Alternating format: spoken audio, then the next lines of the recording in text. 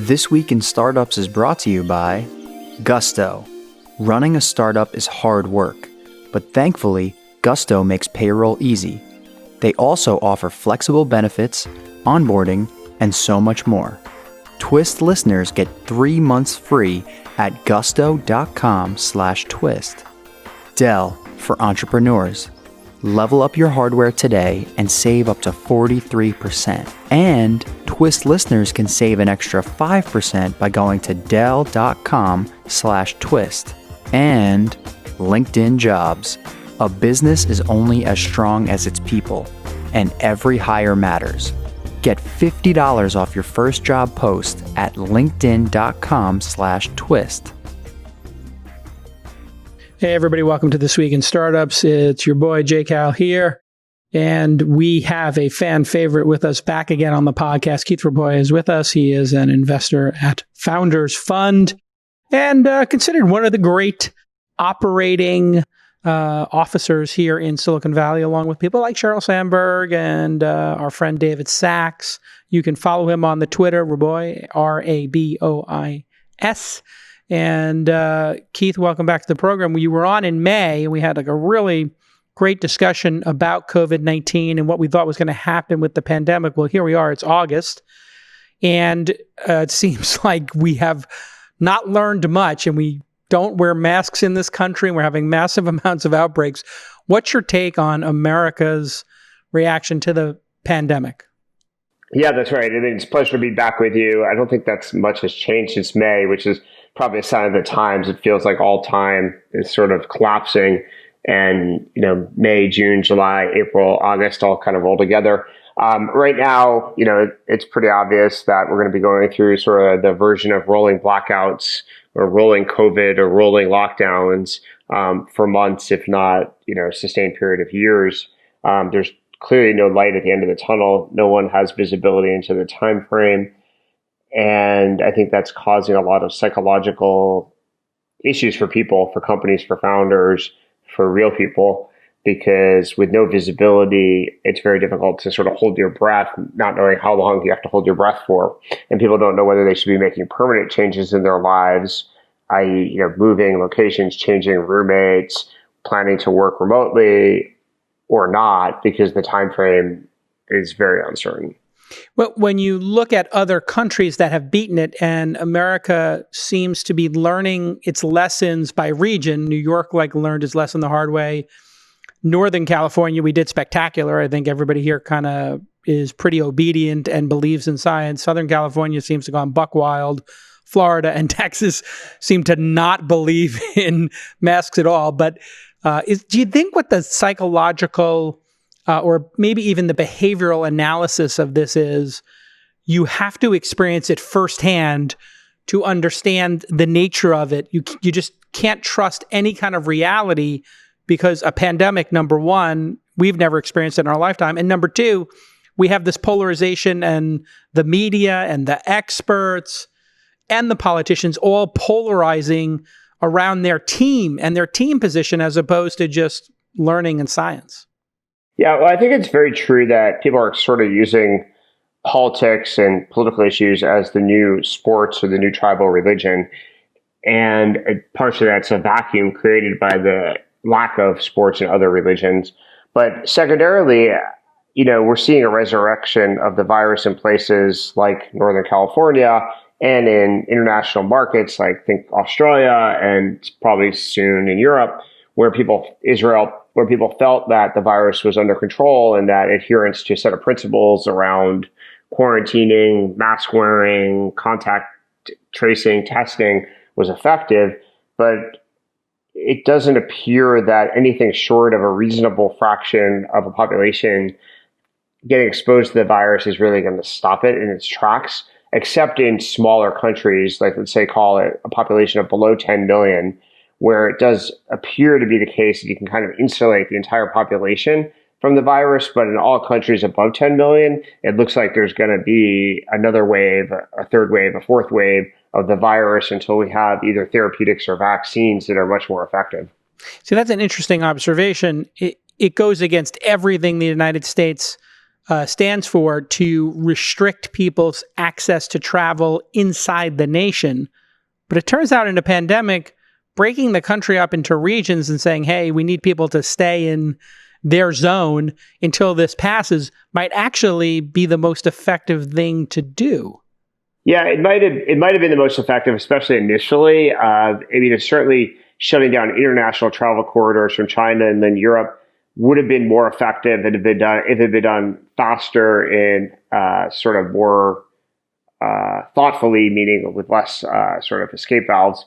But by the time it was really implemented, it might have been too late. And then possibly we could have cordoned off some of the virus to the places where, people coming from China and to some extent Europe were moving towards. But past March, I don't think the travel stuff would have been super effective. You could have created zones maybe within the US, although there's some severe legal constraints on that.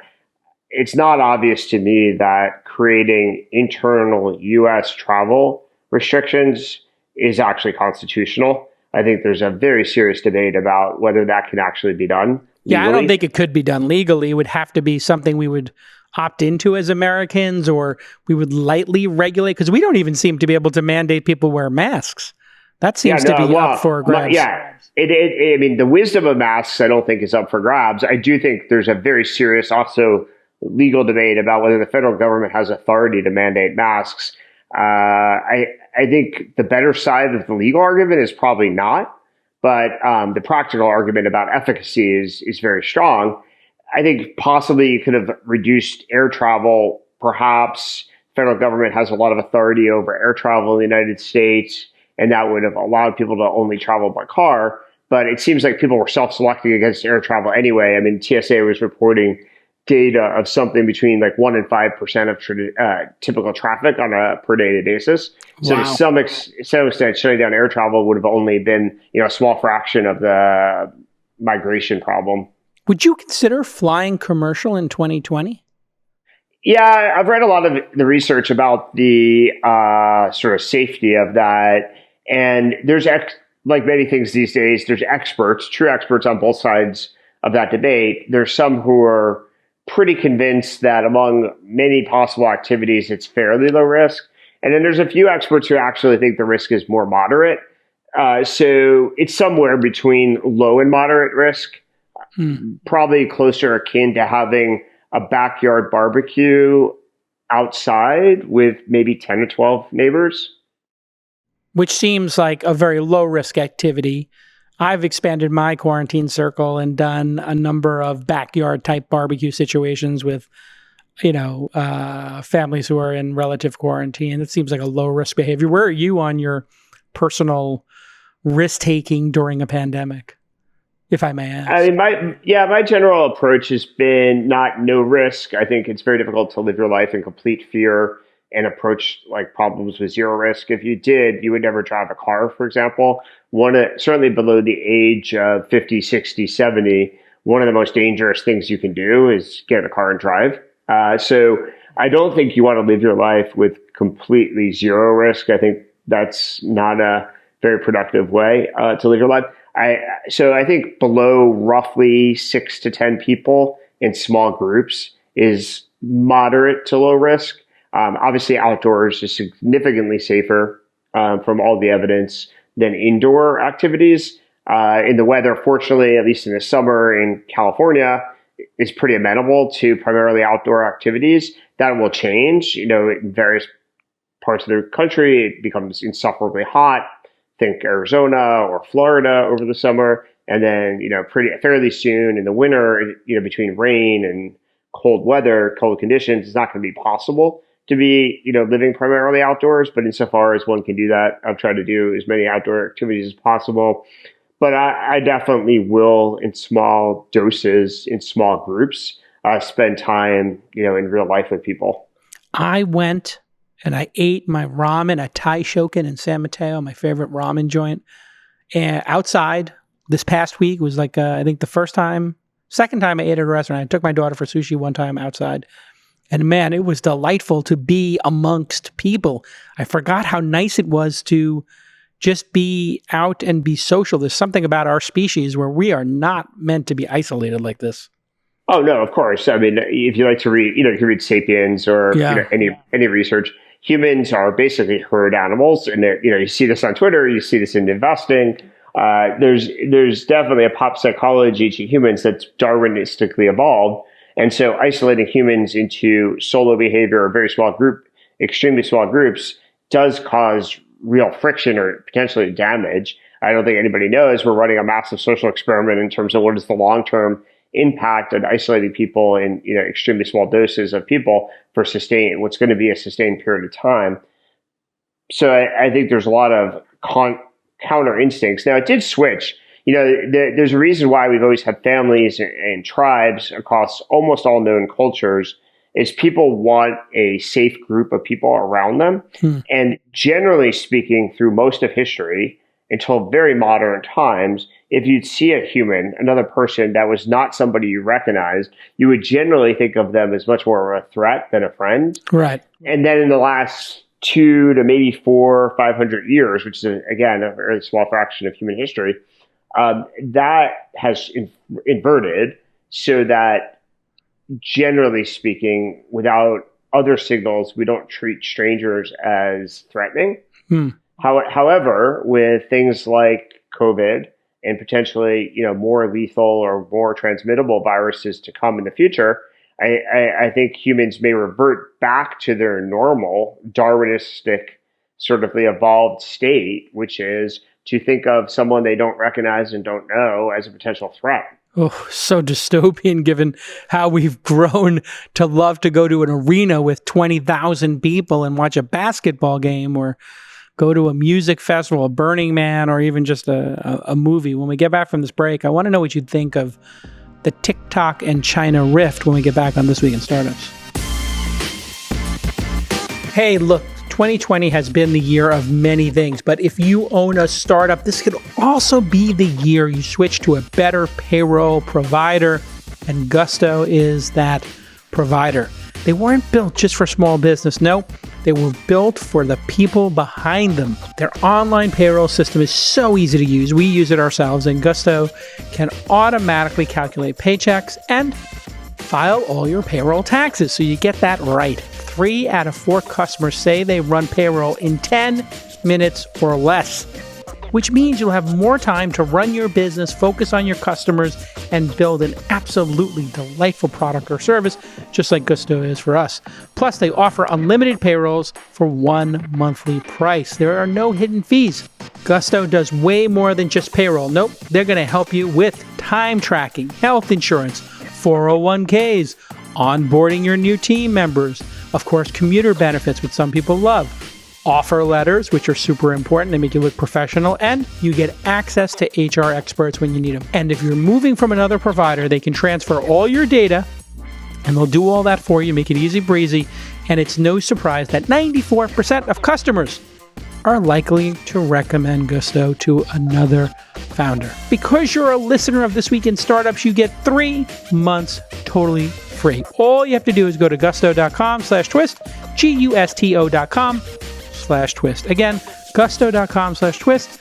I'm telling you, you're going to love it. Get started today. I use it. I love it. It makes everything easy breezy for us. Okay, let's get back to this amazing episode. All right, investor, operator, and super opinionated and intelligent Keith Rabois is back on the program. A regular. If you want to hear some of his previous episodes, the double feature, episode 904 and 905 from back in February of 2019. And of course, in the COVID, episode 1057 back in May of 2020.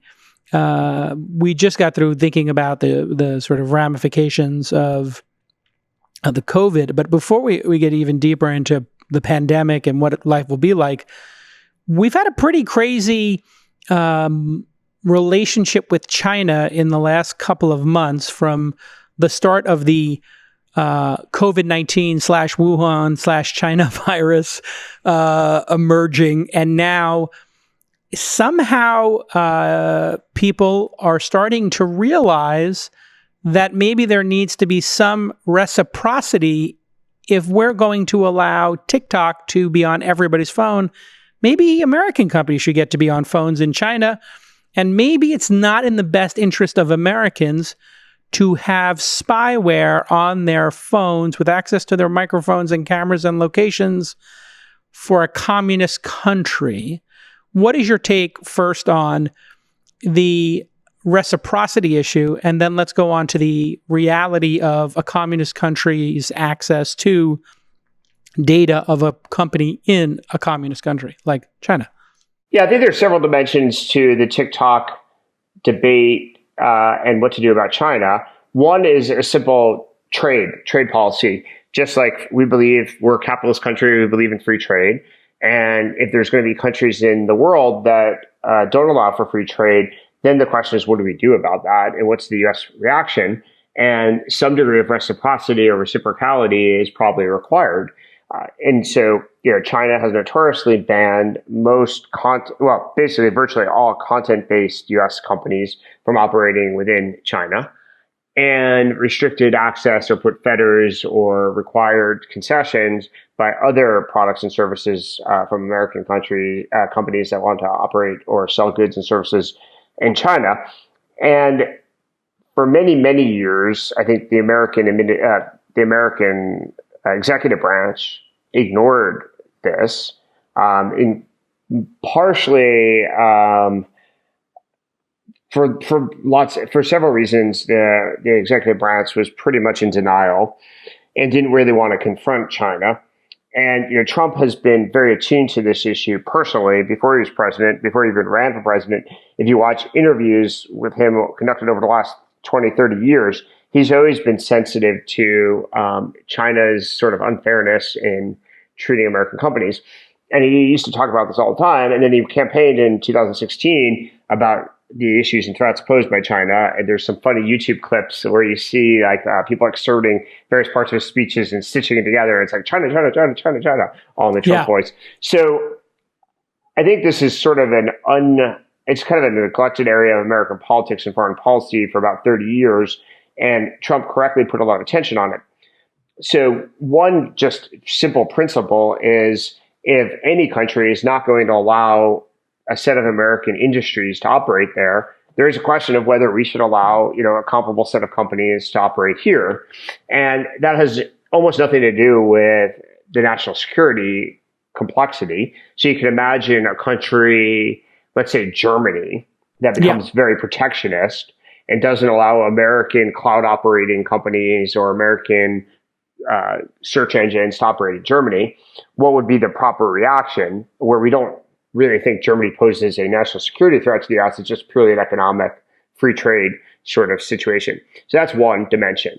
Second, of course, on top of that is what's become very obvious in the last 2 years to a huge swath of the American people, and derivatively a reasonable fraction of the American elected political class, is that China poses a serious threat to the United States from a geopolitical national security perspective.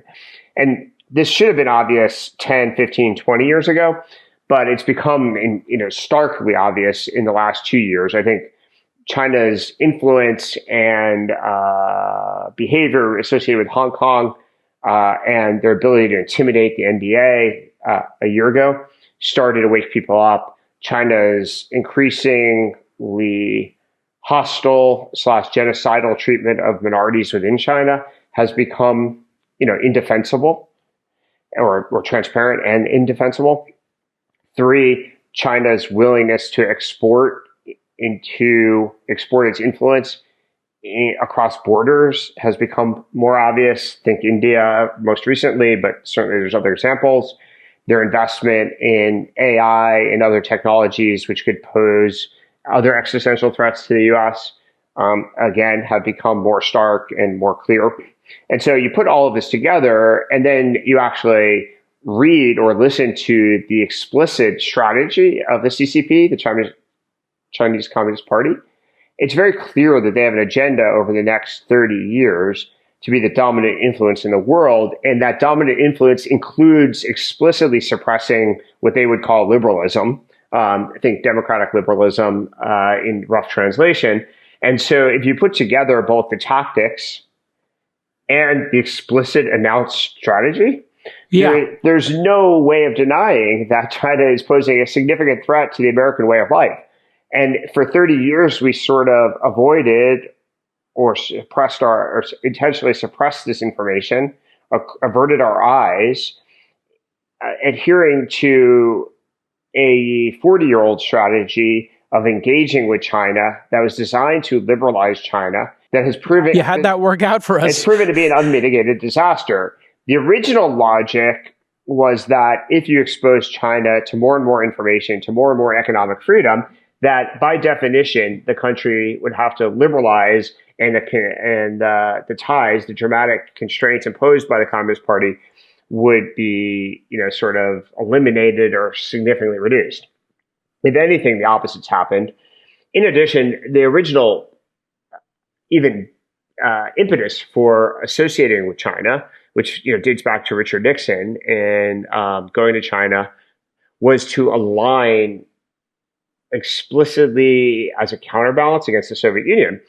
And basically, you could argue the biggest part of intellectual bankruptcy in our China policy has been once the Soviet Union collapsed in 1989, nobody really reassessed what was the purpose of aligning with China in the first place. The globalists got a really great free pass of hey, here's some borderline slave labor, the cheapest labor in the world, which in a way, humanity should want the labor to go to the cheapest place that is the most efficient for humanity. So it's great that hundreds of millions of Chinese went from being, really poor to being middle class. But that was an opportunistic move. Now we feel this crazy dependence on them. So when it comes to the TikTok issue, and I think you set the stage beautifully, what are you in favor of doing with TikTok at this very moment? And then what do you think our ongoing strategy should be with China? So my personal opinion is that the President of the United States should announce a very clear set of principles that require adherence to both reciprocity and address our national security concerns, and that the Chinese government, in consultation with TikTok's owners, should choose and elect what path they prefer. So the principles should basically be that, to some extent, reasonable American versions of the same products and services must be allowed to operate in China. And then on the security side, no engineers, no data, no servers about American citizens should be allowed to be stored in China. And whether that turns into an independent public company, which would be my preference, because TikTok has done so well and generates fairly significant revenue, it could easily justify being an independent public company, or whether it leads to an acquisition by a U.S. company or a shutdown, a ban, because it can't adhere to those principles, is totally up to the Chinese government. They can decide. I don't think the president should be negotiating a deal, trying to... Yeah, that's kind of silly. I mean, that plays to his instinct of, I want to get credit for being a deal maker, blah, blah, blah. It's a bad precedent. I don't think that's the right way to approach this. I think you should announce clear, straightforward principles and sort of let the chips fall where they are. And if the chips are the product is banned, that's fine. If Snap or Microsoft or some consortium of independent investors wants to purchase and turn it into an independent company, I think there should also be a time frame. Explicitly, by X, the following criteria must be satisfied to operate within the U.S. And I think that's the better way to go. But net, it's probably relatively similar in this specific example to what's going on. I think the key of having neutral principles is you can apply it to a lot of other examples in the future, rather than this complex morass that doesn't basically set a precedent that everybody understands what the rules of the road are. I'm a big fan of predictability. The rule of law is about predictability. I think it's critical that we have predictability in our policy. It's easier to invest, right, when there's predictability, and when the rules don't change, people can invest and feel safe, which is one of the reasons I've never invested in Chinese companies. I get offered all the time. You probably do as well. Is I'm not on the ground there. I don't have any, buddy there to look after me. And it feels like that system is completely rigged and people have their thumbs on the scales. When we get back from this quick break, I want to know if you think we're the suckers at the poker table when it comes to China vis-a-vis, hey, we own the iPhone.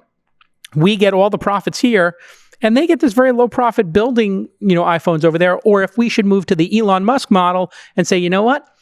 YOLO, we're going to build factories here, and we're going to skip and leapfrog and get ourselves disconnected from China so that we don't have a dependency when China does to Taiwan what they did to Hong Kong, which is basically roll over them when we get back on This Week in Startups. Hey everybody, are you ready to upgrade your workstation? It's time, and I can get you up to 48% off right now if you go to Dell.com/twist. Yes, Dell for Entrepreneurs is an actual program run by my friends over at Dell. You know I love my Dell laptop. I got the Chrome OS on this one. I got these giant Dell monitors all over the office, and I've been a fan of Dell forever. And I love the laptops, having all the ports on the side, USB-C, the old USB ports, HDMI cables, Ethernet ports, all built in. No dongle life for me. I got the whole shebang right here on this laptop. And what they do with Dell for Entrepreneurs is they're trying to support founders by providing resources and financing and tools to help your startup grow with their technology. So if you're scaling your company, that doesn't mean just hiring. You're going to have to get high quality laptops, monitors, storage, all that important stuff, networking, printers, and they will give you also free IT consulting with experts, and they will help you do things like analyze your cloud spending and save you money. You're probably spending too much. Of course, Dell has Dell Financial Services. What this means is qualified founders can finance their entire hardware project and pay for it in low monthly installments. What an amazing thing to do. Don't blow all your capital on buying a bunch of new machines. Pay for it monthly over time. Great idea. And these Dell machines are up to 48% off right now, this summer, right now. Get there, Dell.com/twist. Twist listeners can get up to 43% off and take that extra 5% off right now at Dell.com/twist. Thanks to Dell for making awesome products that I personally love and I've been using for decades, as well as running a great company and providing this great support to the founder community that's part of This Week in Startups. It really means a lot to me. Okay, let's get back to this amazing episode. All right, I'm here with Keith Rabois. We're talking pandemics, politics, China.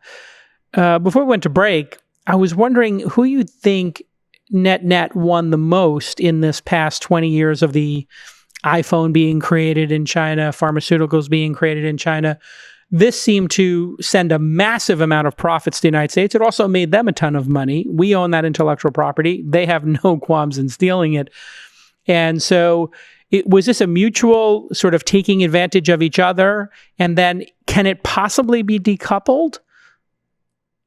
Well, look, it's been beneficial to both parties in many ways, at least in a short-term perspective. That's the whole point of comparative advantage in economics. When you learn, macroeconomics, comparative advantage basically means that every nation should specialize with whatever they can do at the lowest possible cost, and that net is creates a byproduct of consumer surplus for everybody. So we have lower cost phones in our pocket, lower cost plasma TVs, lower cost, electronics of various types because of this relationship.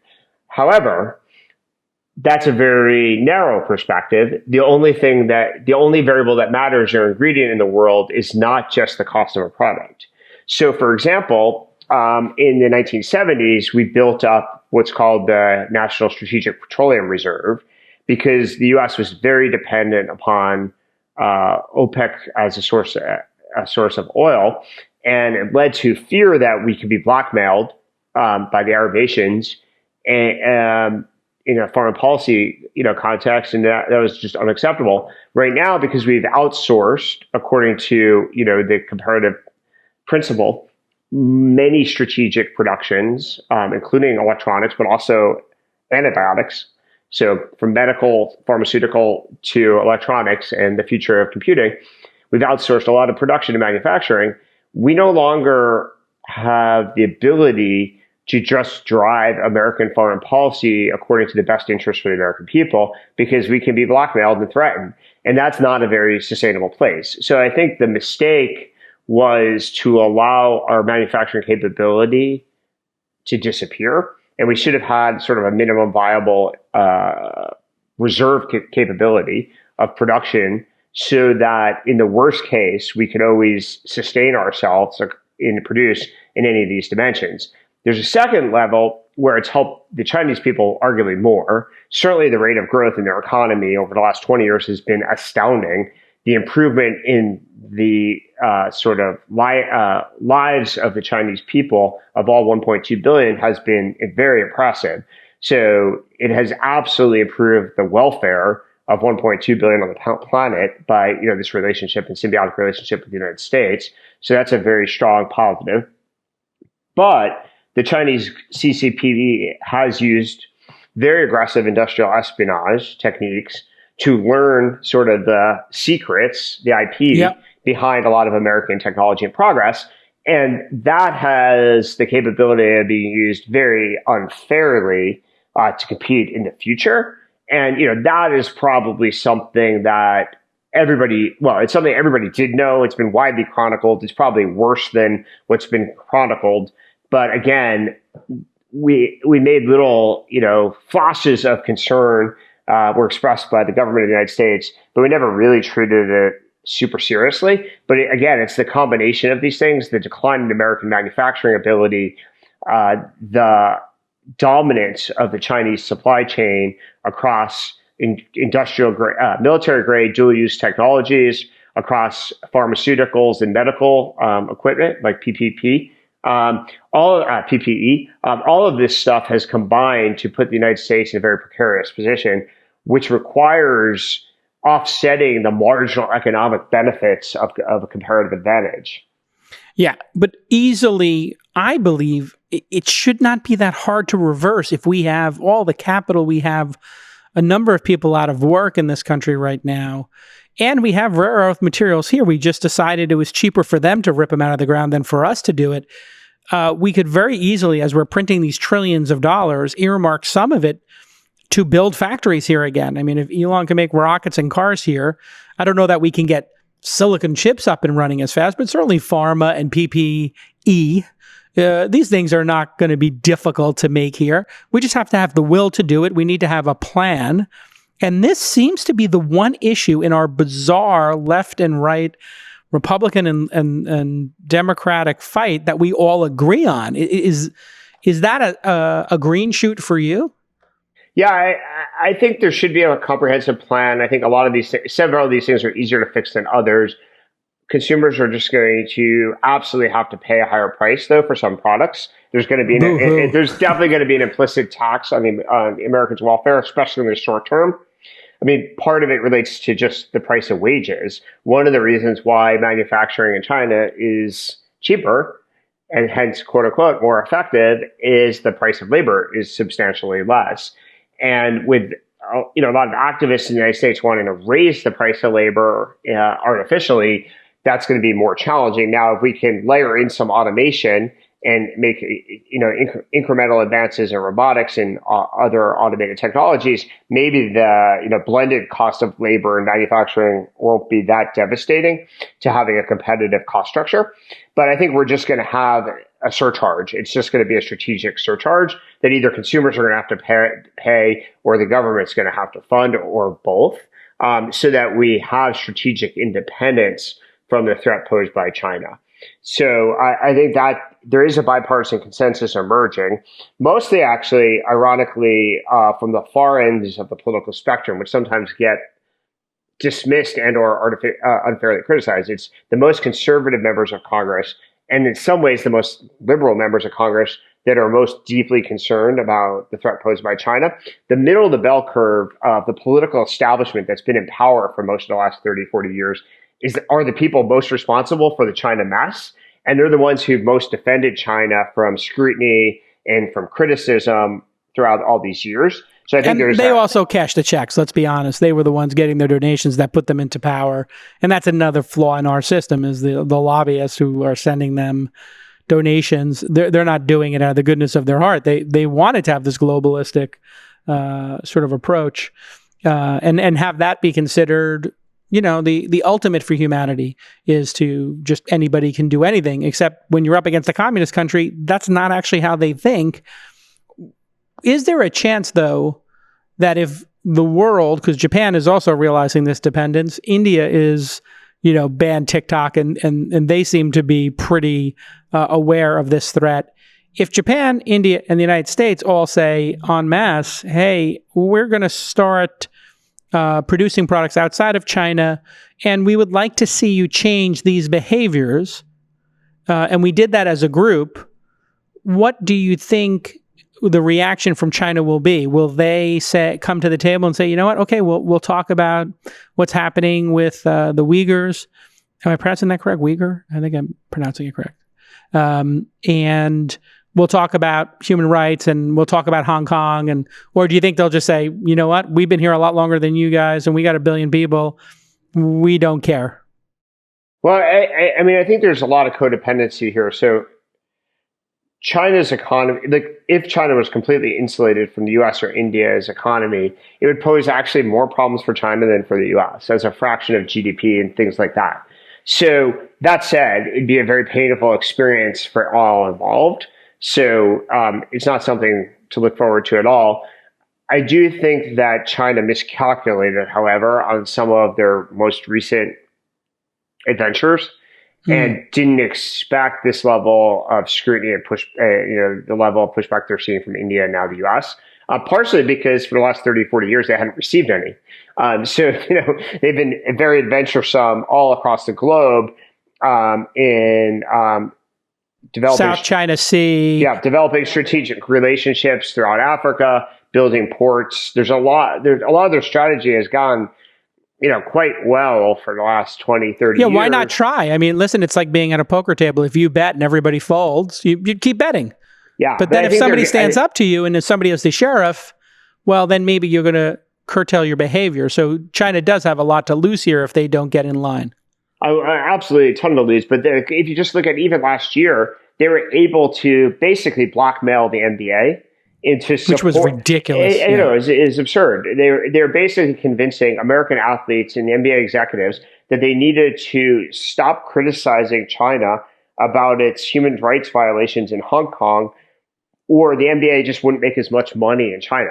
And basically 99.9% of the NBA went along with this, despite their ability to protest everything else and every other civil rights violation.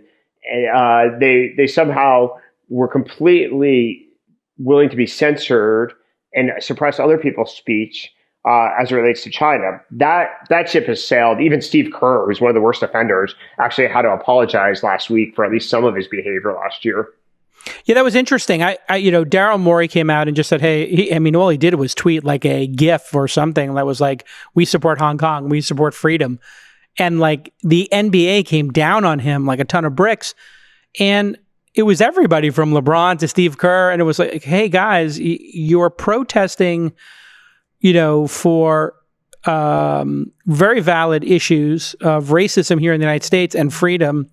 You can't have it both ways. You can't, for the incremental 20, what are they making? 20% of their revenue from China? Probably.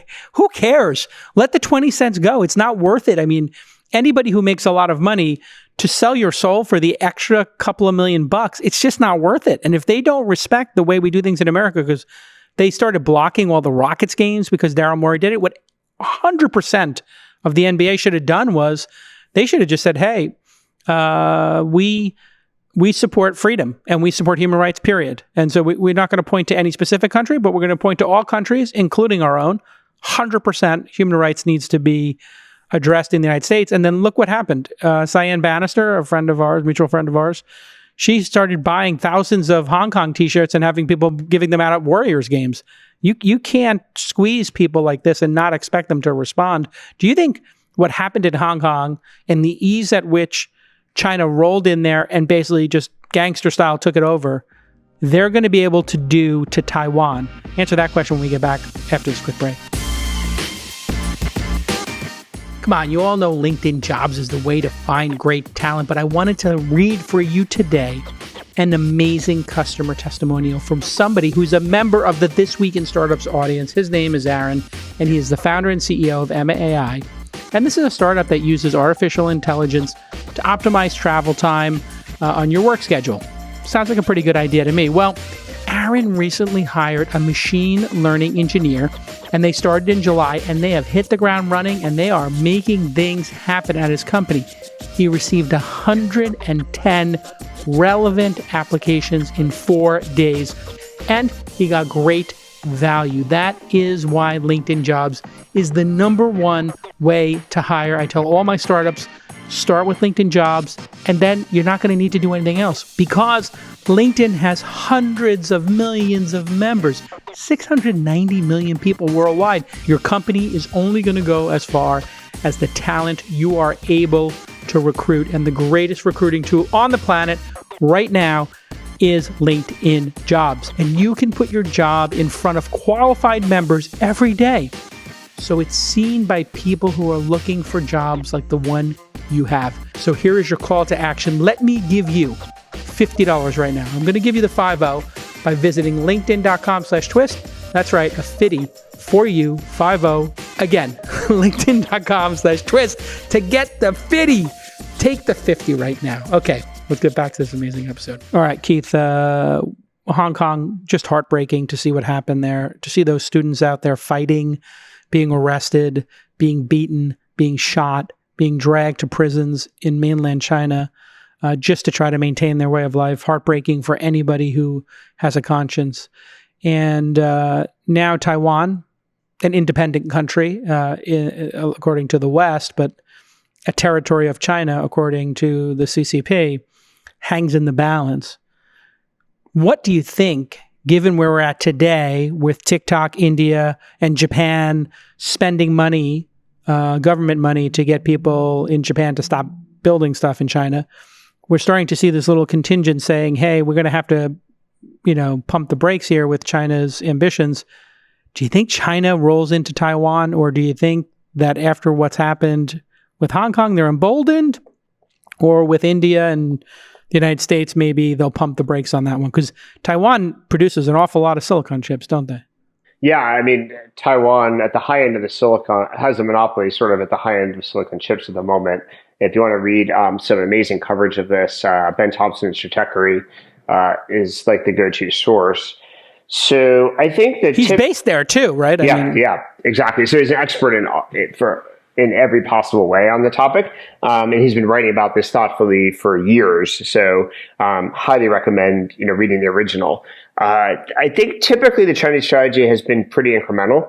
So insofar as they push and probe and hit resistance, they've typically been unwilling to force the issue because they believe traditionally that time is on their side. So, don't artificially have an aggressive timeline that leads to incremental sort of sacrifice and pain. However, Taiwan's a very complicated topic for the U.S. I mean, we've sort of sold Taiwan out in 1979, in one of the most aberrant decisions in American foreign policy history.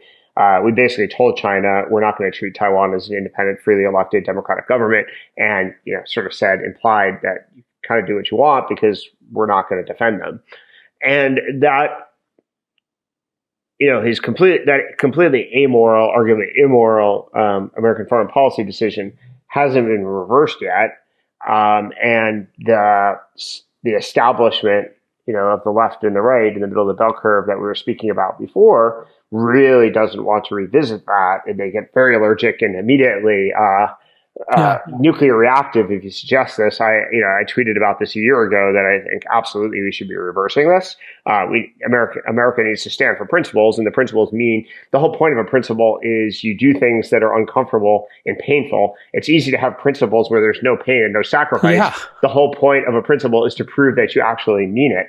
And so that we need to recognize Taiwan as a democratically elected government that's legitimate. However, there is a geopolitical complexity of, given the geospatial limits of where Taiwan is and where China has power, and even with the incredible brilliance and technical innovations behind an aircraft carrier group, there is a lot of limits to trying to defend Taiwan from one or two aircraft carrier groups versus the geo proximity of China. It could be done, but it'd be a very expensive, painful move to defend Taiwan. There's some clever, maybe theater-based technologies that we could either sell or provide Taiwan that might make them more capable of defending, the island. But even that's controversial. But there's always the debate, would an American president really use nuclear weapons to defend Taiwan, which is probably what it would take. Like at a military level, either an explicit and very credible threat to use nuclear weapons or the actual use of a tactical nuclear weapon is what it would probably take for the United States to prevent China from invading Taiwan and push came to shove. Yeah, and I don't think the American people are going to want to get into a nuclear holocaust over an island that they don't even know the history of. And that was the justification for the 1979 policy, like insofar as there was justification, was, look, at the end of the day, Jimmy Carter and many people were not going to defend Taiwan with nuclear weapons. And once you admit that you're not going to defend it with nuclear weapons, the ability to defend the island with conventional weapons is highly dubious. Not maybe impossible. You can debate it a little bit, but highly unlikely.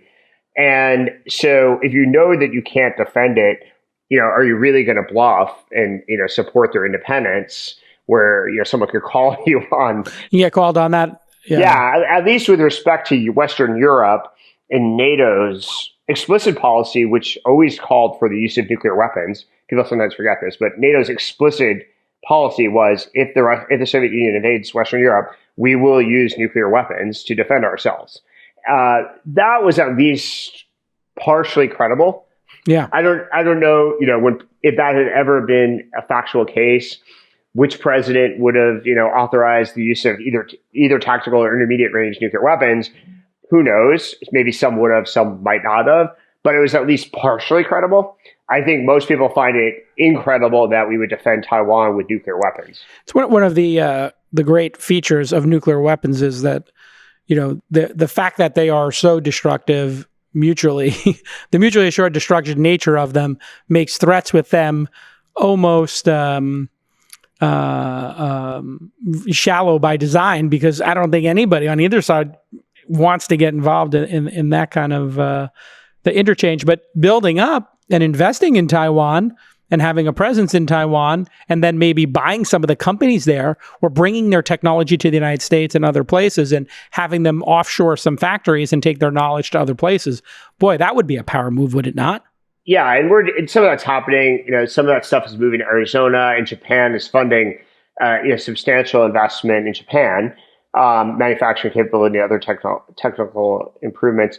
It doesn't really help the Taiwanese people, the people of Taiwan, really. At the end of the day, actually taking the strategic economic value out makes them more vulnerable, probably, not less. So they might not love this strategy, but it's probably good for Americans in the short term as a strategy of convenience, and for national American independence. So that makes sense. But I think this is a very complicated problem. I suspect that China doesn't want to roll the dice right now with Taiwan, certainly not with this president, because I think one of the features or bugs with Trump is he's very unpredictable. Yeah, having a crazy guy on your team, just having grown up in Brooklyn, like when you got a crazy guy on your squad, like people don't want to fight you. I was that guy. Yeah, they're just Trump, like, that guy's crazy. Don't get in a fight with them. I don't think you really want to invade Taiwan with Trump as president, because anybody who tells you that he wouldn't immediately react in a quite vigorous way is probably wrong, and certainly cannot be predicted accurately. So I think the deterrent effect is actually quite high with Trump vis-a-vis Taiwan, which is really what you want right now. But that could change over time. So I don't think that issue gets forced. But I think the genocide continues in China. Many of the other unfortunate developments in China are going to continue unless an American president and a sustained bipartisan consensus aggressively pushes back with both vigor and consistency. A 1 week news story about TikTok is not going to change this dynamics. It has to be a sustained strategy measured in months, quarters, years. I think it's a good segue to how ridiculous the New York Times has become. I don't know if you had this experience where you're watching videos of Uyghurs being bound, blindfolded, and having their head shaved and before boarding trains, which just obviously evokes a Holocaust, God forbid, like trigger in any reasonable person who has even the most basic knowledge of history. When you see people getting on trains to be re-educated, doesn't take a genius to realize that this is a precursor or perhaps an actual piece of evidence of genocide occurring. These individuals are forced to eat pork and are beaten, and the sadism and sadistic nature of what's happening is insane. And the videos, just like the faxes coming out of Tiananmen Square, that kind of public awareness of it does make a difference. And at the same time, we have New York Times journalists lamenting the losing of follower counts of Kombucha Girl and other TikTokers. Any thoughts on the sort of media's failure to take this seriously? Yeah, I mean, the New York Times has had an incredible distortion of technology, measured at least for the last 5 years, probably longer, but the last 5 years have been so stark and basically non-controversial. So, several years ago, they wrote this, what's going to look like one of the more embarrassing pieces in journalism history, called, it's front page in the New York Times, Chinese citizens happy with their restricted internet access. It's like a whole feature on how you can be happy. I mean, this is really going to be in the annals of history, like the New York Times praising Hitler, which they did do. This is going to read that way. They did this expose of like maybe an authoritative regime controlling the internet is superior. We interviewed, 20 Chinese citizens and they say they're happy. QED. Right. That's literally how this article reads. I'm not exaggerating. It's one of the most embarrassing things written in the English language.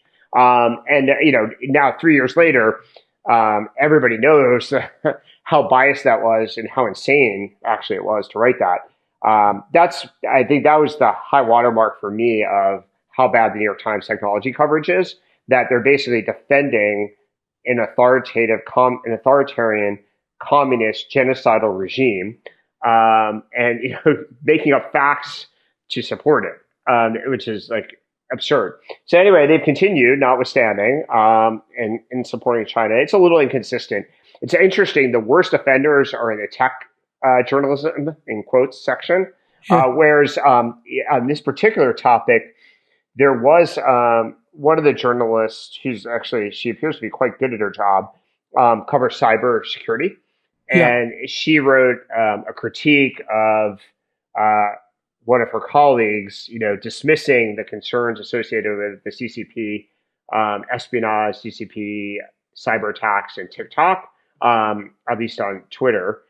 So that at least somebody over at the New York Times is doing something. Yeah, I mean, the naivete, they were like, well, I think they're using Amazon Web Services to store the data, so how could they, ever have access to that? And it's like, they could download it. Yeah, well, let me also make another point. That's kind of been neglected in the public conversations about TikTok. Personally, I think the data that TikTok has as just a silo is not incredibly sensitive. However, if you stitch that together with all of the other sources of data China has, and some of the hacks that have been confirmed that the Chinese government has intentionally performed on American targets, if you put all that data together, I think you could create a very threatening situation for the U.S. and for U.S. citizens, U.S. politicians. And to make it explicitly clear, I don't know if people remember in like one of the Dark Knight trilogy of Batman films, there was a moment where Wayne Enterprises had been able to turn on every single cell phone and basically listen in on everybody. Hey, geniuses, like every politician with kids who have TikTok on their phones and they get their parents to install it and it's got microphone access, what makes you think that they can't get a microphone turned on and then do espionage in this fashion or root your phone or do any number of hacks when I don't know if you saw Bari Weiss's resignation letter or Andrew Sullivan's or the recent one from Ariana Pakari from MSNBC. But I wonder if you think there's any self-reflection on the part of late-stage journalism and late-stage journalists or the editors of these publications when they see extremely liberal individuals leaving and on the way out burning their bridge and saying, I'm leaving because I feel bullied at the New York Times by liberals. I feel like people have closed the Overton window to an extent that I can't even, in Andrew Sullivan's cases, as a gay man, have a reasonable opinion about something controversial. Do you think there's any self-reflection, or do you think they've just all got Trump derangement syndrome, or they're all pandering for page views, or some combination thereof? Two combinations. I think the Batman syndrome is actually very possible, especially on Android devices. There's a relatively witty line that Peter Navarro, who is very controversial, but a relatively witty line he used in an interview yesterday about the CCP knows where your children are, which is kind of a play on the old TV commercial public service announcements. It's like 10 p.m. Do you know where your kids are? Yeah. So I think that's one of the main concerns, but I think it's the combination of data sources stitched together that's most threatening. And so looking at any of these in isolation may not seem as scary, but the hacks, the cybersecurity hacks, and the data from the app and the root access, et cetera, combined could be extremely threatening. And so that'd be a little bit more concerned about than any specific app. But on your more macro point, obviously, I have read those resignation letters, and I think journalism has severe bias in the United States at the moment. And for people who don't share the overarching popular sort of intellectual theories of journalism, they're going to be suppressed at the moment. It's kind of a binary outcome in a sense of you're either a believer or not believer in those circles. And so I think we're going to see more of this, which is going to lead to a renaissance in traditional journalism where people actually try to get to the bottom of the facts and put together a story and let readers judge what the meaning of the story is. And that, is going to be led by whether it's Substack or other, innovations, but it's not the ideological journalism will appeal to 20% of the American people that share that specific ideology. But at some point, the middle of the bell curve of the American people are going to reject it. I think you're already sort of seeing that. I mean, in some ways, the Trump election was a revolt against traditional journalism being conscripted as well. I think a lot of people who are Trump voters absolutely just didn't believe things they were reading in the New York Times because they understood that the New York Times had such an animosity towards a certain set of views that they couldn't believe some of the probably correct indictments of Trump that were embedded in some of this coverage. 10, 20, 30 years ago, I think if a mainstream journalistic outlet like the Washington Post, New York Times had run exposés on a presidential candidate like someone like Trump, it would have been more devastating to that candidate, even within the conservative party. But because these organs of ideology are so distrusted and disliked and despised in some ways by people who have, religious views, who are pro-life, who are conservative, pro-Israel, et cetera, that they just don't care what the New York Times writes. And so it doesn't have the impact that it would have had. And it should have, because some of it is incredibly valid. True. Some of it's definitely true. Yeah. Some of it's very obvious. I mean, you grew up in New York too. I mean, both of us grew up with Donald Trump on the radio all day long. Yeah. And so, there's nothing surprising about Trump to me. I mean, anybody who was in New York City can be absolutely certain that Trump was involved in financial shenanigans. And I think we all knew who ran the concrete business in New York, especially as somebody who grew up in Brooklyn and watched the Fulton Fish Market accidentally burn down. Yeah, anybody who grew up anybody who grew up in New York in the 1980s absolutely knew what Trump as president would be. I mean, that's why, I tweeted in May of 2016, sorry, Trump was a sociopath. So none of this is a surprise, but I think the transmission of this information to the American people and voters was discounted massively because of all the bias over all these years that led to this, basically rejection. Occasionally the New York Times may get something right, but if you don't believe them because they've got 8 things wrong over the last 2 years, it doesn't do any good for anybody. You saw the tech hearings. 4 major companies up there. You got your Google, Facebook, Microsoft, and Amazon. Of those 4, which one had the worst performance and/or deserves to be under the most scrutiny? Which executive did best, and which one maybe deserves the least amount of scrutiny and is great for society? Well, I mean Apple, not Microsoft. Sorry. All 4 companies I think are incredible. Have done amazing things for Americans and society. Period. Right. And I think Bezos' statement before testifying, I think, distills it perfectly. Everybody should read the statement in its entirety. It is a vigorous defense of technology and Amazon, specifically of what it's done to improve welfare for everybody. I think that's true for Apple. I think it's true for Facebook. I think it's true for Google. I think Mark had the best. I agree with basically the trajectory coverage, which won't surprise anybody, that Google is the most vulnerable because basically it has no friends.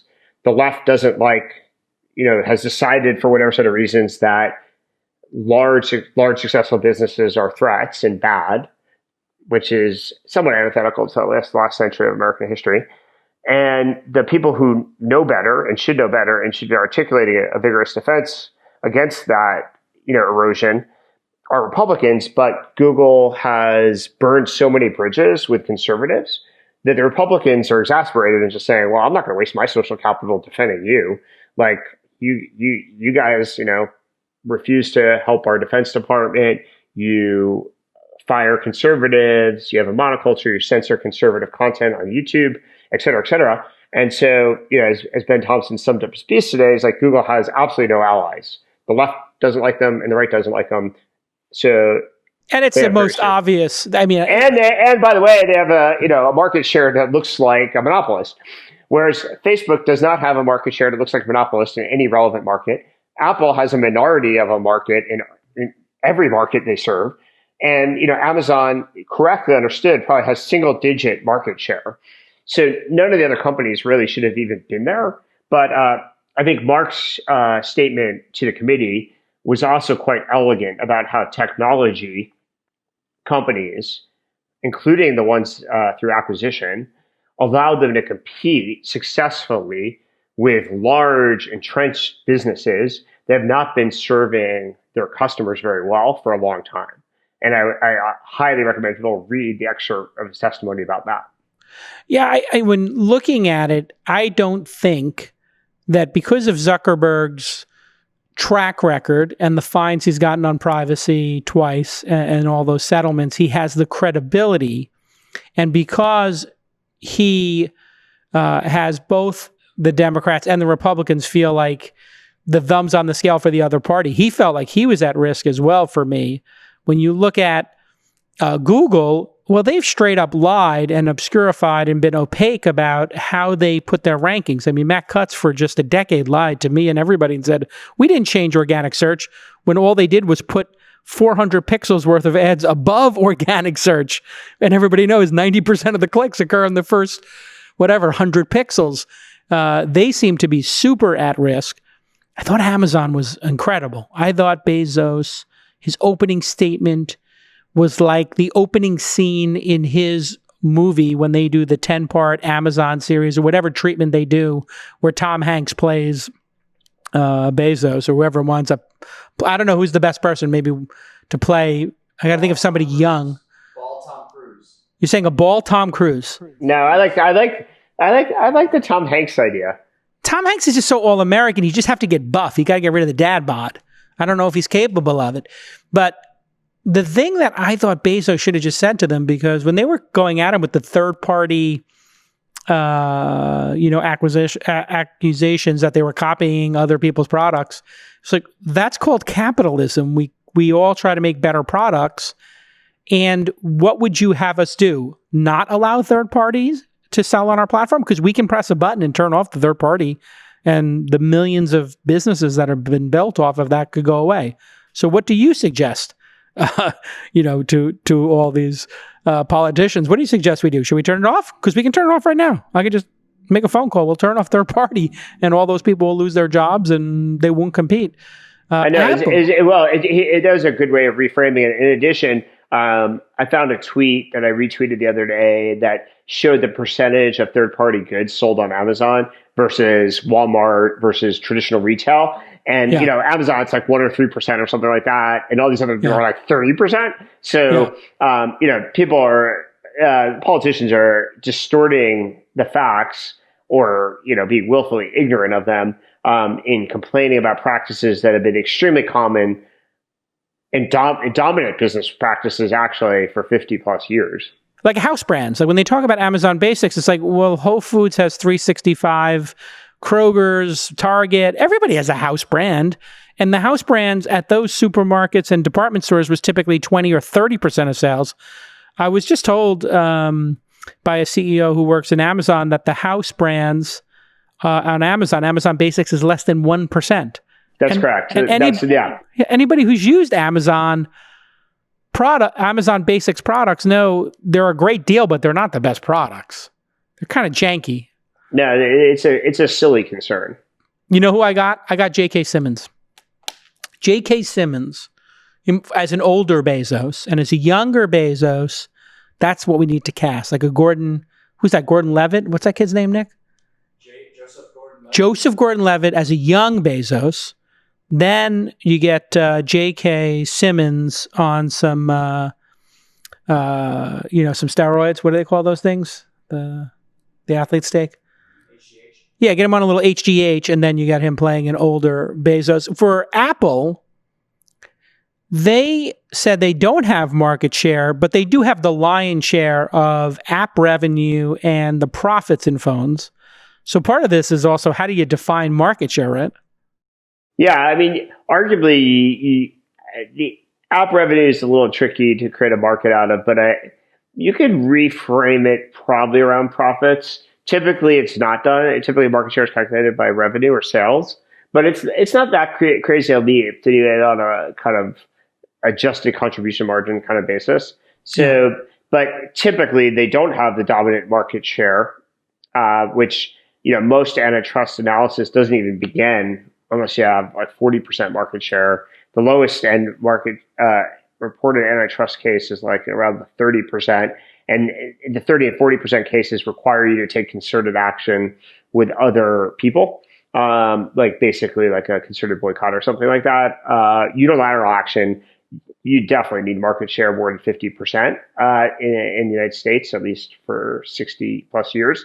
So, I think making an antitrust case against Apple in the United States is pretty unlikely.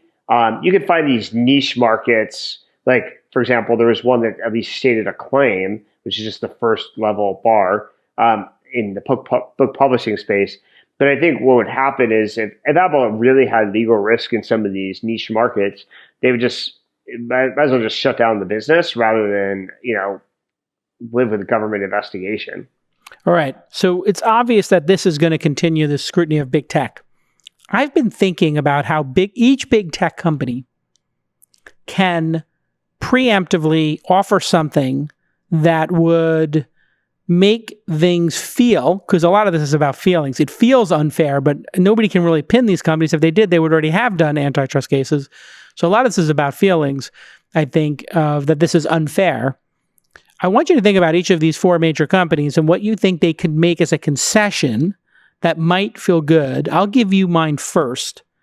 When I look at a company like Facebook, if they woke up one day and said, if you want to pay $10 a month or whatever Netflix or Spotify cost, $8, $12, you can use an ad-free, privacy guaranteed. We store none of your data on Instagram, WhatsApp, and Facebook. It's like a collection.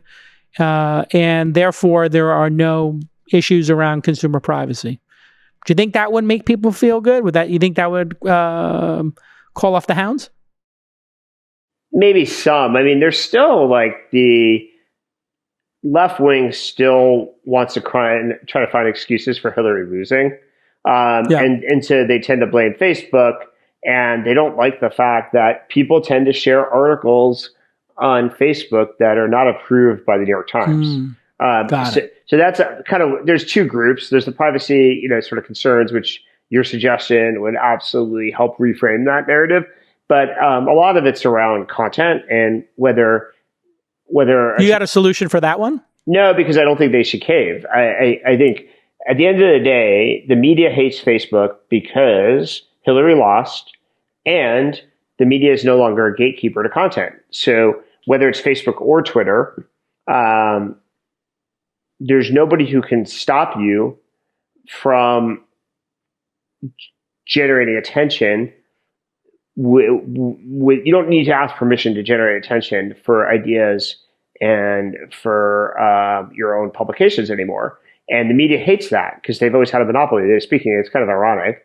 The people who had the biggest monopoly in the United States were basically people in the media. Some of it government conferred. If you think about like TV station, radio stations, you had to have a license, and often quite monopolistic license. So not true of print, but true of other forms of media.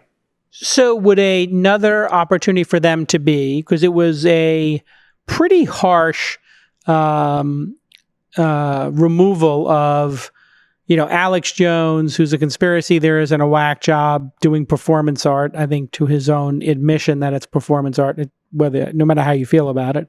The Sandy Hook parents was a false flag, like insanity. Then you had like Milo Yiannopoulos, who was like a performance. I knew him back before he was a performance artist. It was like performative art, like super trolling. And then there were a couple of other people on the right who got bounced off of YouTube. Would it have been a power move for YouTube to say, hey, YouTube has this one level for everybody, and then there's a sub-level where if you're a paid person, or even you just go into your settings and say, I want questionable content, or I want content that has been flagged, and just, hey, there's a way you can turn it on if you really want to see it, and it's going to live over here. Would that not have been a better move for him, or do you think they did the right thing taking Milo and Alex Jones off the platform? Well, I think that's an interesting idea because defaults, leveraging defaults is something technology companies have always done to compete with either political perception or large entrenched incumbents.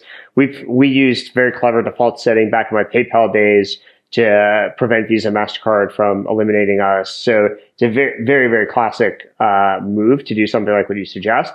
I think it depends on the specific cases. Like I wouldn't necessarily lump all the people that banned Facebook together. I think fundamentally I have a very simple principle, which I've explained at length, among other places, in an interview with Kara Swisher on Recode. If the content can be published in a book in the United States, it should be allowed on Facebook. And if it wouldn't be allowed to be published in a book because it's obscene, libelous, etc., then it shouldn't be allowed on Facebook. And we've lived with that, sort of construct for 300-400 years very successfully. If you include the UK, you can go back further. And it works. We understand what content is publishable. And if it can be published in a book, there's no reason Facebook or Twitter should treat the content any differently. Well, I wonder if Kara was quick enough, because she's pretty smart, to respond that books typically have editors and publishers who would then act as an intermediary who would have massive liability. They did for many parts of history, but actually in the beginning they didn't, and then at the end they did, and now they don't really in many ways. Right. But yes, there was gatekeepers in the publishing industry, but you could self-publish. Pamphlets were self-published. The American Revolution was predicated on pamphlets, actually anonymous or pseudonymous pamphlets, where the key, common sense and things like that, or Federalist Papers, et cetera, were indispensable to American history. And, I don't think there was like a traditional publisher behind those. So I don't think that's totally true, but there were absolute gatekeepers. But I think the legal standards have been well established, significantly framed. I mean, when the printing press came out, it did cause revolutions. Like at the end of the day, it was the first time that a normal person could proselytize at scale.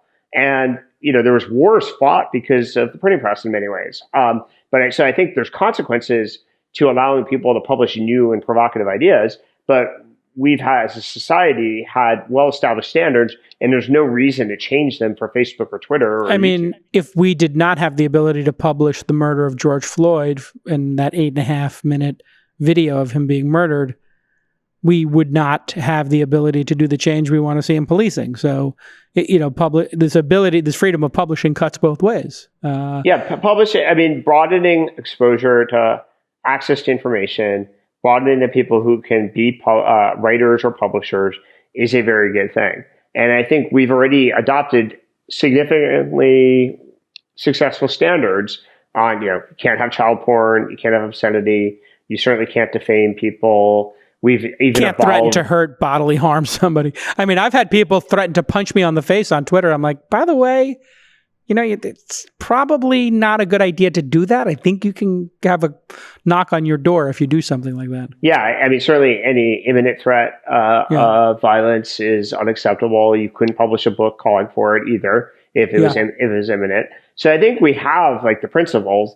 And so when someone doesn't want to use traditionally successful principles, it means to me that what they really want to do is suppress ideas, that they're actually trying to censor ideas because they know for a fact that the standards we normally employ would absolutely enable this content to be published. Now, I do think there are lines that absolutely can be drawn, but the lines are: is this clearly is this defamatory or libelous? Is this obscene, etc.? And if not, if a user wants to share some content with his or her friends, they should be able to do that. And you don't have to be friends with someone on Facebook. There's no requirement that I be friends with you on Facebook, or I don't have to follow someone on Twitter. If I don't like their content, I absolutely shouldn't have to follow them. All right. Here's my best idea for Google to get themselves out of hot water. Let me run this one up the flagpole and see what you think.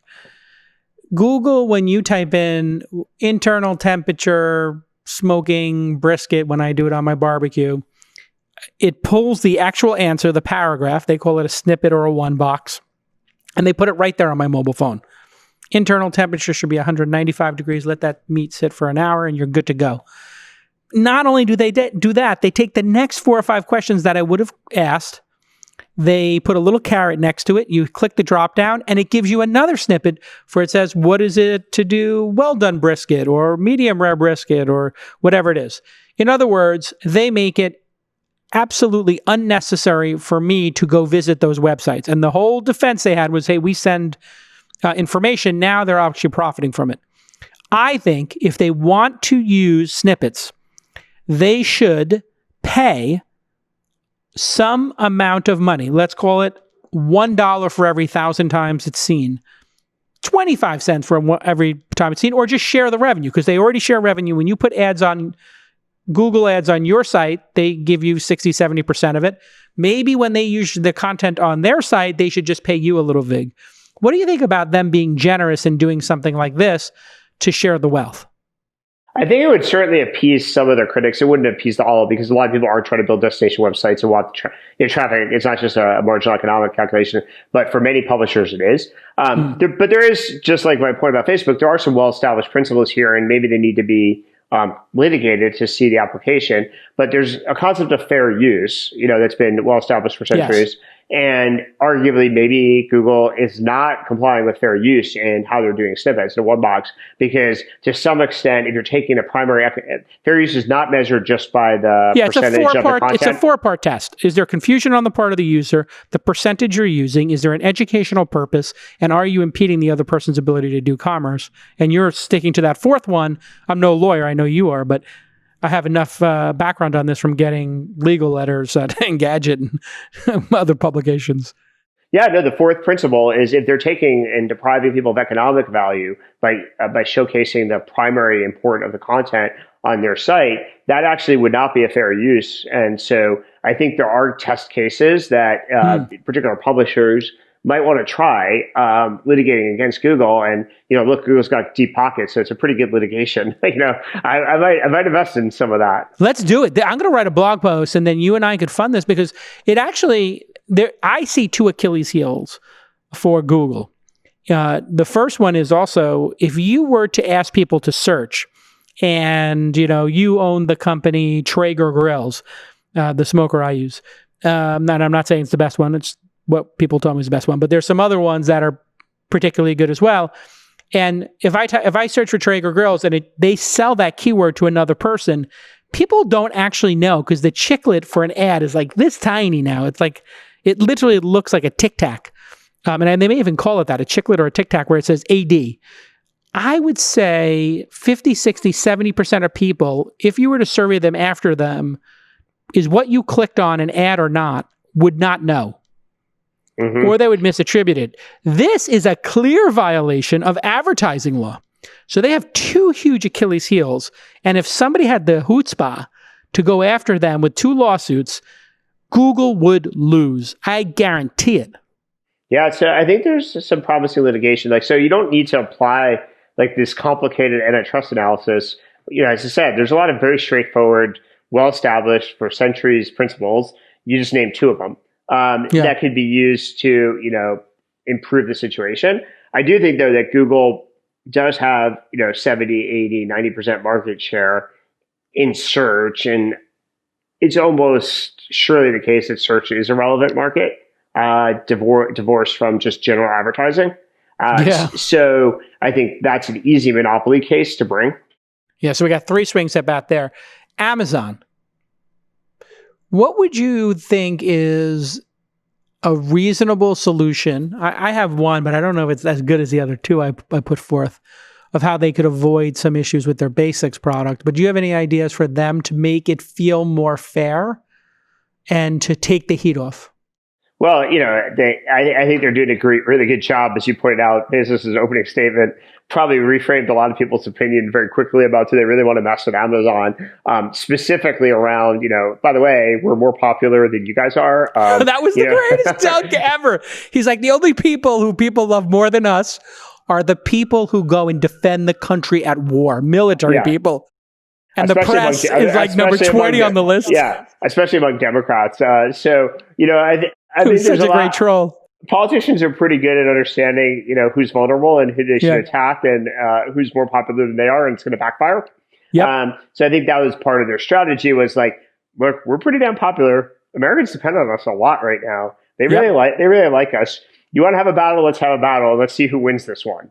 Versus caving. And I think sometimes tech people have the wrong instinct, which is to cave. You have to know, like, is history on your side, or the correlation of forces, to use an old Russian concept, on your side?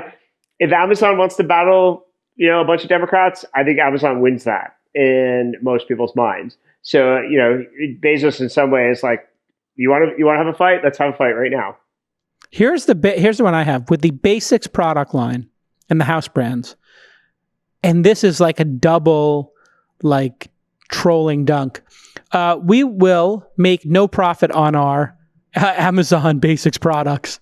We'll just make them, we'll provide them at cost, just so that more people and consumers have more choice for the basic things in their life, because that's good for society.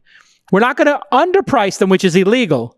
Right, of course. But we're going to sell them at cost, just like Costco does. Costco is supposedly, you pay the membership, you get a cost.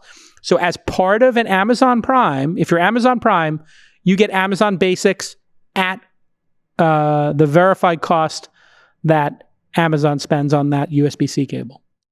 I think that's a pretty good idea. You know, some people criticize, like, does cost effectively mean below cost? Because a lot of people have these other. But anyway, I think that's a good framing. You know, and especially since it's 1% of their products, it's not going to matter that much in the grand scheme of it for Amazon. But I think that's a reasonable approach. Certainly would magnify the consumer welfare and the popularity to the consumer of Amazon, which is part of the strategy.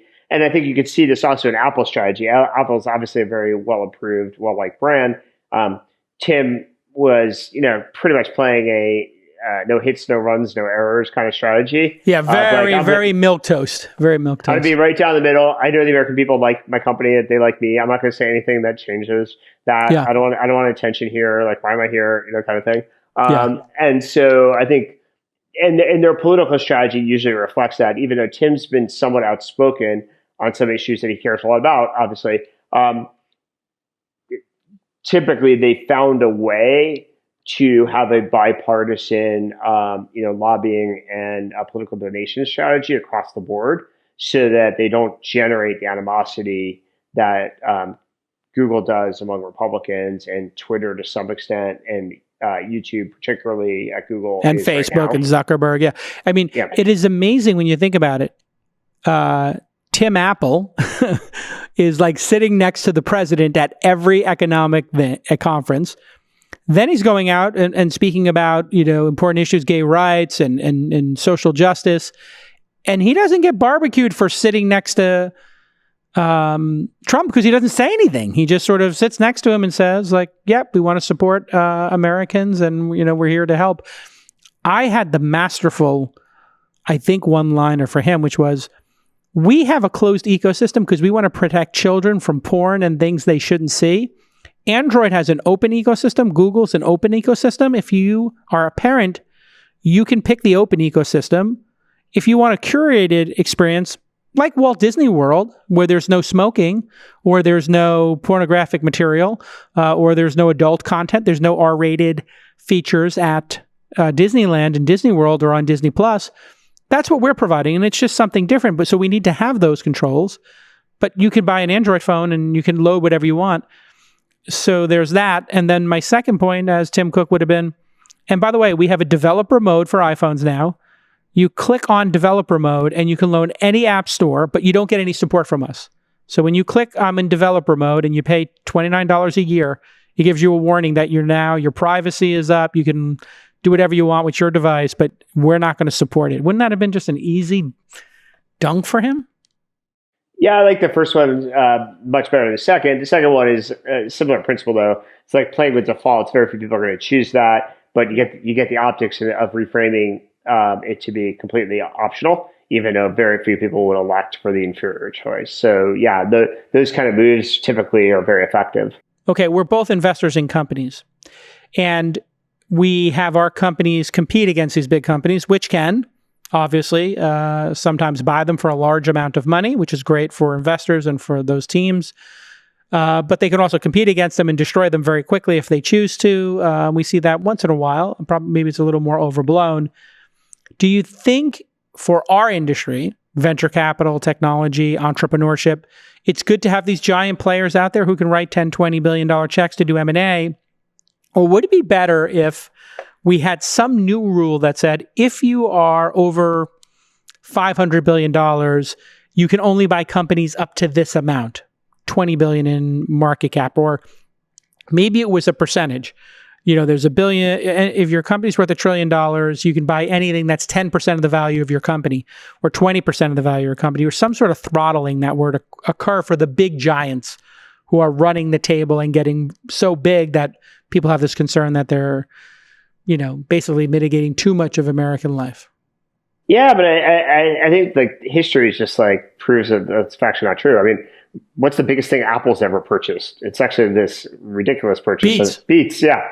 So dumb. I mean, it's like wasting money and a very small amount of money, a very small fraction of market cap. And, so literally the most important tech company in many ways doesn't buy anybody. Amazon, I did buy Whole Foods. 13 billion, and they went up 20 billion that day. Yeah, so they bought Whole Foods, but before Whole Foods, the most they'd spent on acquisition was about $1 billion. So you're talking a rounding error. Facebook's the only one, right? WhatsApp, that was bold. I'm not sure WhatsApp was worth 19? doing. I'm not sure it was worth doing, but you can debate that. Instagram was brilliant. Clearly, although now people are applying hindsight. I remember tweeting, and I have to find it because Twitter search is so broken. The day of the acquisition of Instagram, I remember tweeting how brilliant it was. And so many people, including some very smart people I know, thought I was crazy. Literally. So it was the ultimate brilliant hedge. It was 1% of their market cap at the time, right? Yeah, it was 30 million users, which isn't that much in the grand scheme of things. And it was 13 employees with basically no revenue. So for $1 billion, to me, it was extremely profound, and I tweeted some of this, but it was extremely controversial at the time. So applying hindsight isn't really a productive exercise that everybody's doing now. I think that's kind of ridiculous. But if you take the 19 billion for WhatsApp, 20 billion total, roughly. Yeah, when they were at 100 and change, I think in market cap. If you just averaged out the two for 10% each, it was a smart move. And then they wasted money probably on Oculus. So to some extent, like it's not like they've been, other than Instagram, which would have been a potentially competitive threat if it could scale users, scale employees. Well, it would have scaled users. Scaling employees, as you know, is really hard. Going from 13 people to 300 people is very painful. Going from 300 people to 3,000 people. I think Roloff had just put $50 million in like the week before they got bought. Yeah, but you still need people. You need to manage the people. Things tend to go wrong. Yeah. There are lots of issues. There were risks. And they had no revenue. And they had to create it. Google's been fairly effective in buying some things. YouTube was a very smart acquisition. 1.6. Yeah, I think DoubleClick probably was a very smart and borderline anti-competitive acquisition. For sure. Yeah. I think those two. Android. Yeah, Android was like more like an R&D product at the time they purchased it. True. And they spent like roughly $400 million total on it, maybe even a little less. There was the most important thing they bought in some ways was the pioneering engineering talent and to some extent IP and probably DeepMind or AdSense? No, way back. Oh, the AdSense competitor in Santa Monica. Yes. What was it called? It became AdSense. Applied Semantics. Yes. Yeah. That was probably the most important thing they purchased. And that was like $100 million or something. Yeah. So no one would. Free. And Google had like no material revenue at the time either. So it's like, in some ways it wouldn't have qualified under any antitrust doctrine for anything. Yeah. But it was by far the most influential. Again, Android was an R&D product, extremely influential and extremely powerful, but wouldn't have been disqualified by any neutral principle. What's your advice to founders? Now that we got these SPACs everywhere and the IPO window's open, retail investors have shown up thanks to Robinhood. Shouldn't companies just start going public and using that public equity to then go make more acquisitions and be more independent and drive value? Isn't that better for us in the investment community and society at large to have, 5 times as many public companies to choose from? Yeah, of course. I mean, I've for 10 years been arguing that most founders should take the company public as rapidly as possible. Basically, Bill Gurley and I have been on this crusade for a decade, and most founders have rejected that advice. I explained my views at length in a full chapter on this topic in Eli Gill's High Growth Handbook, which I highly recommend reading. I also have a couple of answers that are probably about a decade old on Quora that try to distill this. So you can see it's not revisionist history. I actually published these answers in 2010. Yeah. But so in any event, maybe now some founders are realizing the wisdom of the Gurley Keith views of the world. But look at Shopify. Look at Nicolo. I just had the Nicolo founder on. His company's worth $10-15 billion. They don't even have a product in market yet. I mean, that's scary. Yeah, that's a little scary. But you can look at things like Shopify or like Carvana or Square. Slack. Yeah, Square went public at $3.5 billion. It's now $55 or $60 billion. Shopify. It's crazy. Shopify's at $120 billion or so. Went public probably about. Stay independent and go public. It's such an obviously the best move. If people want to buy your company, it's because they see you as a massive opportunity or a threat or both. Yep. They're linked together. Like the ability to have a successful acquisition is related to your viability and prospects as an independent entity as well. Why hasn't Microsoft bought Slack? Seems like, is it too expensive? No. Well, obviously not from a market cap perspective, but I suspect it's or Google. Well, now I think it would be hard from an antitrust perspective. Now that they have Teams to get away with Slack, I think it would be too high visibility. Google could probably buy Slack, although Google probably anything they try to do at any price point, that's meaningful gets scrutinized. But Salesforce maybe. It's a classic, we could build this kind of decision. Salesforce probably does make actually some sense there. Yeah, because it's becoming the dashboard. I can't believe that somebody hasn't taken in this pandemic Slack off the table, because I don't know about when you are working now remote, work is Slack. Like that's your office now. Like what is that worth? Yeah, no, I think Slack is a desirable target. Is Zoom? Zoom's got lots of tricky issues. They have engineering centers and engineers in China. There's been some concerns about how they've suppressed certain kinds of content and protests. Yeah, no, they've been reversing those decisions real quick. I mean, they see the liability. Yeah, there's. I think that one is probably better staying as an independent company. Yeah. I think unless you want to really take on the burden of the optics and the substance of improving those things, I think it's highly risky right now. We use Zoom for most of our pitches, but presumably the CCP doesn't care like what I'm investing in. Have you invested during the pandemic? Yeah, I'd say in a moderately uncomfortable way. Certainly Founders Fund as a whole, as a collection of partners, is mostly a founder-driven, a team-driven investor group. So the most important criteria for us is the quality and caliber of the founders. And, remote investing is extremely challenging to ascertain. Why is it hard for you? Because I think a video conference just is not a substitute for gauging someone's abilities versus in the real world meeting. Yeah. And so I think those of us that compete mostly on our ability to assess people feel like we're at a comparative disadvantage during COVID. Yeah. Which is somewhat frustrating. I mean, obviously not that much we can do about it, but fundamentally I feel like competing with like one hand, sort of broken, like a broken hand playing like a sport or something. And it's been difficult. I have led two important investments in the last, I guess, 4 or 5 months of COVID, which for me is a very slow pace. Typically, I'm probably something closer to one a month on average. But you knew both those founders and met in the real world before that, or have any of them been pure Zoom? There's two specifically that I have never met in person. Wow. In one case, fortunately, Matt, my chief of staff, had worked with her before. And, she and her co-founder both worked at Facebook. And so we're like a concentric circle removed from people I know very well. Second recent one that's not announced yet is in a domain and market that I understand very well. I've had significant success in that kind of market before. So although it's somewhat annoying to have to make an investment decision via Zoom, I also similarly have several people in common. There's several angel investors in the company that I know very well as other people associated with this person's background. But it's still not ideal at all. All right. So we're not going to have, as we wrap up here, less than 100 days until the election.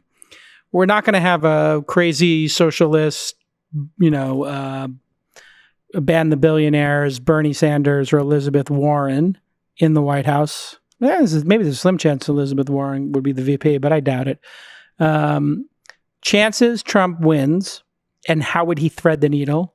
Chances Biden wins, and what would be the best strategy for him to win? So I think the chances are a little bit higher than people. Right now, a lot of people are writing Trump off, and Trump is clearly in decay. Right. His performance has been abysmal for the last 3 to 6 months on many of these dimensions. That said, I think there's a couple pieces of volatility and wild cards still significantly in play. Biden imminently is going to announce the vice presidential pick, and if he mishandles that and chooses the wrong candidate and things sort of spiral in a negative way, that would introduce a lot of uncertainty back in the race. Secondly, the healthcare front, which dictates the economic front, if by the October jobs report the economy looks to be back on track, it's not going to be all the way back, but if the first and second derivatives are positive, I think the election will be very close. If not, I think Trump has a severe problem, because basically the number one predictor for presidential re-elections is the right track, wrong track percentage. And right now, for lots of really good reasons, most Americans think we're on the wrong track. But if you can fix that quickly, where people are feeling optimistic again, I think that would help substantially. Third is almost surely there will be at least one presidential debate. Biden's been in isolation for a long time. Seems like a wise strategy, which has worked in the short term. But once you get divorced from stress and difficult questions, it gets harder. You don't just snap that agility, the mental agility, et cetera, back instantly like a light switch. So if he underperforms massively in the first debate, I think that could really hurt him. And if he tries to avoid debating, I think it'll backfire. It'll be the equivalent of Hillary not going to Wisconsin because he's overconfident. So that's the one I wonder about, because I do agree with you that you need to use that muscle. If you look at what happened with Bloomberg, he just got demolished and he just wasn't prepared to fight in those debates. And he was clearly the most qualified person, I believe, on the Democratic side. I mean, I think that's the person Trump feared most if he was just sharper, but he hadn't tuned that muscle because he jumped into the race at the last minute. He hadn't been under stress and scrutiny for a very long time, and he's aging. Right. A similar thing happened in 2016 with Jeb Bush. Yeah. He had been like an investment banker for X years. In the prime of his career as a politician in Florida, he was actually a pretty good debater and pretty good speaker, but he totally lost that, that ability. It's like a boxer who's like retired. This is why you need to do a podcast twice a week. You got to you got to stay sharp. Okay, Matt, schedule me a few podcasts a week. They'll be much better than this one. No, and then the last 2 a week. The last piece of volatility will be, insofar as things escalate with China. Yeah. And there's a real confrontation, especially if Biden mishandles his positioning on China. I think Trump wants to run against Beijing Biden.